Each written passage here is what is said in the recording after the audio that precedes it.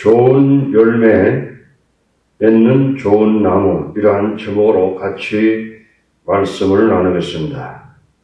나무와 나무의 열매입니다. 누가복음 6장 43절로 45절에 못된 열매 맺는 좋은 나무가 없고 좋은 열매 맺는 못된 나무가 없느니라. 나무는 각각 그 열매로 하나니 가시나무에서 무화과를 또는 진레에서 포도를 따지 못하느니라. 선한 사람은 마음에 쌓은 선에서 선을 내고 악한 자는 그 쌓은 악에서 악을 내나니 이는 마음이 가득한 것을 입으로 말함이니라. 예수님은 제자들이 겉모습이나 식탁 예절에 노력을 기울이거나 초점을 맞추지 않으셨습니다. 예수님은 제자들의 마음을 선한 목자의 마음으로 변화되는 데 맞추었습니다. 선한 열매는 선한 마음에서 나오는 것입니다. 사랑은 미워하는 마음에서 나오는 것이 아닙니다. 기쁨은 쓰라린 고통에서 나오는 것이 아니지 않습니까? 평안은 복수하고 싶어하는 마음에서 떠들고 다니는 사람의 마음에서 나오는 것이 아닙니다. 예수님의 제자들이 가장 필요하는 것은 선한 마음입니다. 착한 마음입니다. 선한 사람은 마음이 쌓은 선에서 선을 낸다고 말씀하고 있습니다. 선한 것을 쌓는 것은 인터넷이나 소설을 읽는 대신에 하나님의 말씀을 묵상하고 읽고 기도하고 성령님과 교통하는 데 시간을 보내는 사람에게서 나오는 것입니다. 우리가 관심을 가지는 것들이 우리 마음에 쌓이게 될 것입니다. 마음에 가득한 것이 생명의 말씀이냐 혹은 사망의 말을 하게 되는 것입니다. 우리는 어떻게 선한 마음을 가질 수 있습니까? 요한복음 15장 3절에 너희는 내가 일러준 말로 이미 깨끗하였으니 예수님의 제자들을 위하여 예수님은 기도하였습니다. 요한복음 17장 17절에 저희를 진리로 거룩하게 하옵소서. 아버지의 말씀은 진리이다. 하나님의 말씀을 진지하게 회개하는 마음으로 공부할 때 하나님의 말씀은 우리 안에 들어와서 우리를 정화시키고 깨끗하게 하고 선한 마음을 창조하게 될 것입니다. 두 번째로 현명한 건축자입니다. 많은 사람들이 예수님 주위에 모여서 주여 주여 하면서 주님께서 명하신 일은 행하지 않습니다. 누가복음 6장 46절에 너희는 나를 불러 주여 주여 하면서도 어찌하여 나의 말하는 것을 행치 아니하느냐. 입술로 주여 주여 하면서 주님께서 말하는 것은 행치 않는 사람들은 위선자들입니다. 오늘날 위선적인 목사들과 장로들이 얼마나 많습니까? 정치적으로 모여서 돌아다니고 잘 먹고 잘 마시고 이렇게 하는 데만 신경 쓰는 사람들이 많은 것입니다. 하나님 말씀을 묵상도 안 하고 참으로 주님과 사랑의 교제도 나누면서 주님께서 주시는 평안을 얻지 아니하고 정치적으로만 돌아다니면서 하하 웃으면서 어떤 한 사람이 먹잇거리가 나면은 들깨가 모여서 그 사람을 죽이듯이 서로 물어뜯고 막 이렇게 하는 데가 얼마나 많습니까?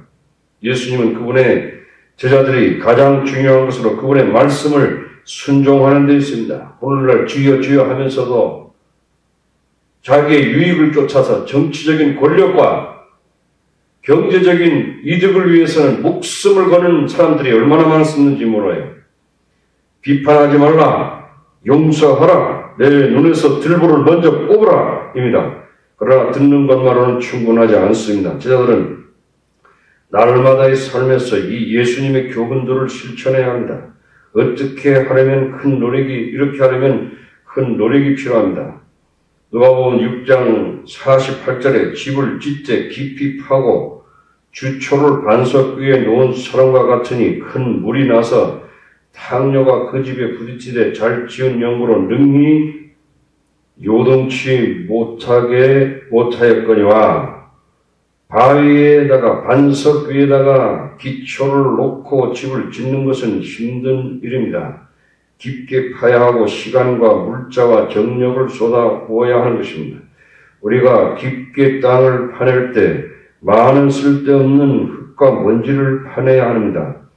바위를 만나서 부서뜨리지 않으면 더 깊이 파낼 수 없습니다.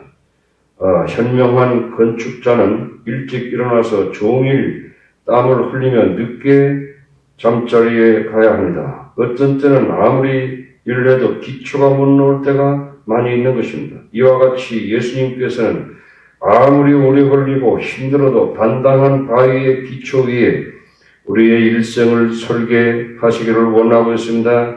단단한 기초는 예수 그리스도인 것입니다. 예수님은 우리의 반석이십니다. 우리는 반석이시는 예수님이 단단한 기초 위에 우리의 인생의 집을 지을 수 있습니다. 이 말씀은 예수님의 말씀을 듣고 실천하는 것입니다. 그렇게 하는 것은 땅을 깊이 파는 노력이 필요하며 또한 자만심과 이기주의를 극복하고 뿌리채 뽑는 노력이 필요합니다. 이렇게 하려면 아침 일찍 일어나서 기도하고 예수님의 말씀을 묵상하고 성령께서 죄를 지적하는 단계까지 나아가야 하는 것을 요구하는 것입니다. 죄를 철저히 회개하고 주님께 나아가서 용서받는 것과 남을 용서하는 것이 요구됩니다. 반석 위에 기초를 세우는 것은 금방 되는 것이 아닙니다. 우리는 하루의 결과를 기대해서는 안 됩니다. 진짜 회개하는 것은 굉장한 믿음의 노력이 필요합니다. 정말로 우리가 회개할 때 예수님의 피가 우리의 죄를 씻어주고 예수님께서 우리를 붙들어 주십니다. 이렇게 할 때 살아계신 예수님과 생명의 관계를 갖게 되며 성령은 우리 마음 가운데서 역사하십니다. 그러나 이렇게 하는 것은 우리가 예수님께 나아가지 아니하고 말씀을 묵상하지 아니하고 실천하지 않을 때는 역사하지 않습니다. 그래서 세상이 많은 소리들에 관심을 끌어서 방해를 하게 됩니다. 인터넷에 빠지고 영화 보고 파티에 가고 시간을 소비하면 예수님의 기초가 단단한 기초에 인생의 집을 지을 수가 없는 것입니다. 성경을 깊이 공부하지 아니고 조용한 시간에 기도하지 아니하고 예수님의 기초 위에 집을 지을 수가 없습니다.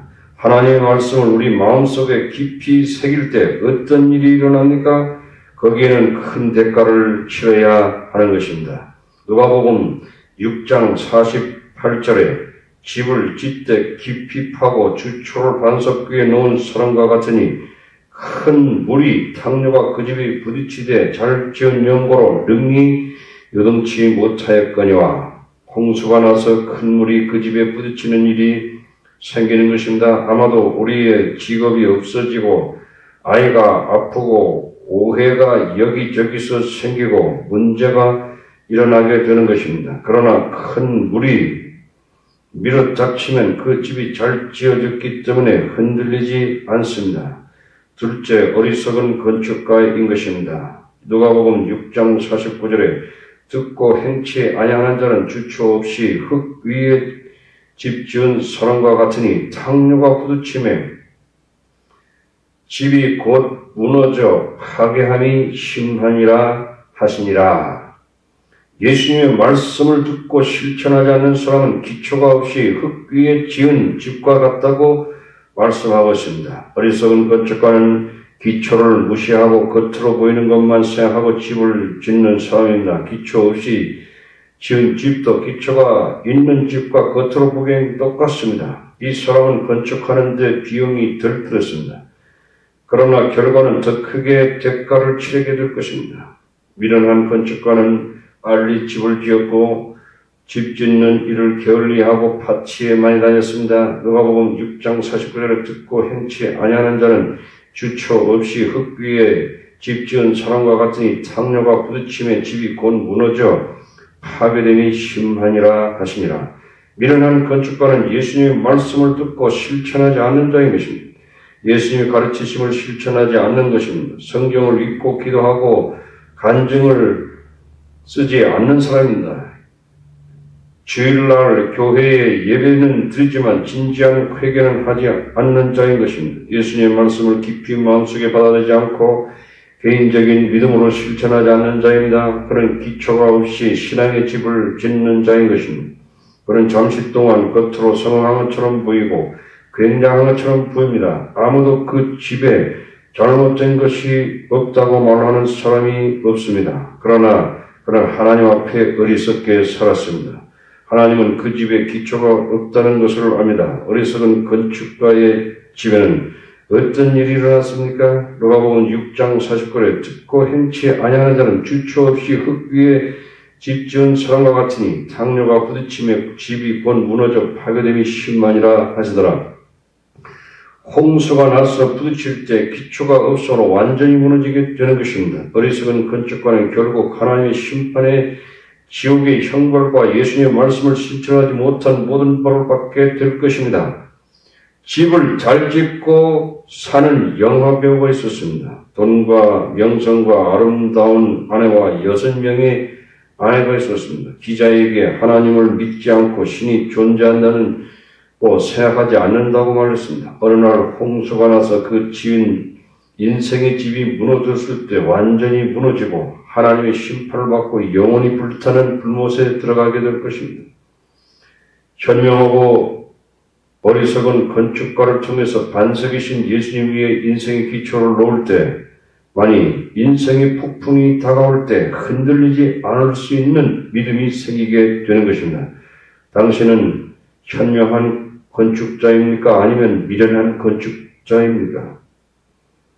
인생의 건축자입니까? 예수님은 우리가 모두 다 인생의 현명한 건축가, 집을 반석 위에 잘 지은 사람이 되기를 원하십니다. 예수님 우리 마음에 관심이 있음과 예수님과의 바른 관계를 가지시기를 원하시는 것을 보았습니다. 그럴 때 우리는 예수님의 말씀을 듣고 실천할 수 있는 것을 보았습니다.